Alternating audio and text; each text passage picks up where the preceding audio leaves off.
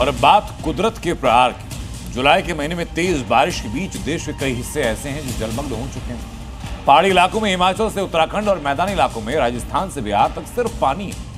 कुदरत के प्रहार की ऐसी तस्वीर दिखाई पड़ी कि इंसान हो या गाड़ियां, सब कुछ फंसा हुआ नजर आ रहा है। मैं आपको 10 तस्वीरें दिखा रहा हूं इस वक्त, सहारनपुर से, बूंदी से, रुद्रप्रयाग, शिमला, ऊना, उसके अलावा नवादा, मंडी, जालौर, चमोली और चित्तौड़गढ़ की हर जगह आपको पानी की विभीषिका नजर आएगी। हिमाचल प्रदेश में सब कुछ सामान्य था। 20 जून को ऐसी बारिश होती है कि सब कुछ बदल जाता है। मंडी में ऐसा आसमानी कहर टूटा हुआ है कि जिंदगी त्राहिमाम कर रही है। और इसी त्राही के बीच लोगों को अपनी जिंदगी बितानी पड़ रही है, जिसमें तबाही और बर्बादी का डर भी है। डर ही लगता है यहाँ से नीचे देखने के लिए।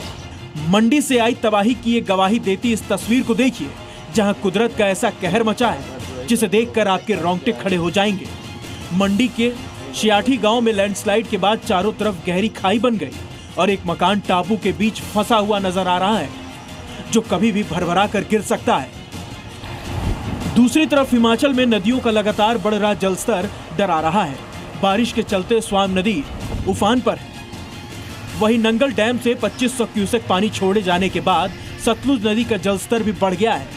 महाशक्ति बनने के बाद दम भरने वाले इंसान भी कुदरत के कहर के आगे नतमस्तक, क्योंकि वो जानता है कि जब कुदरत नाराज होकर अपना रौद्र रूप दिखाती है तो तबाही और बर्बादी के सिवा कुछ नहीं दिखता है। पहाड़ों की रानी कहे जाने वाले शिमला में लैंडस्लाइड लोगों को सबसे ज्यादा डरा रही है, क्योंकि लैंडस्लाइड की वजह से कई इलाकों में घर टूट गए हैं और कई इलाकों में घरों के टूटने का खतरा बन गया है।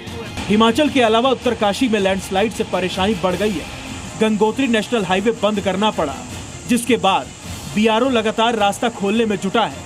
उत्तराखंड के कर्णप्रयाग और बद्रीनाथ के बीच भूस्खलन हुआ है, जिसकी वजह से सड़कें बंद हो गई हैं और गाड़ियों की आवाजाही रुक गई है।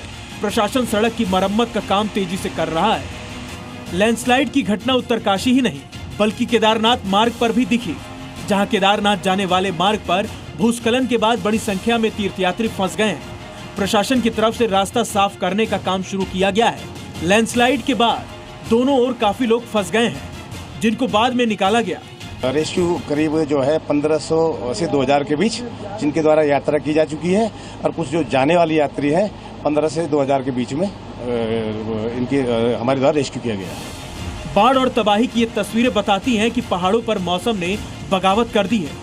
तेज बारिश के बाद अब जमीन पर आसमान से टूटे बादल हाहाकारी हो चुके हैं।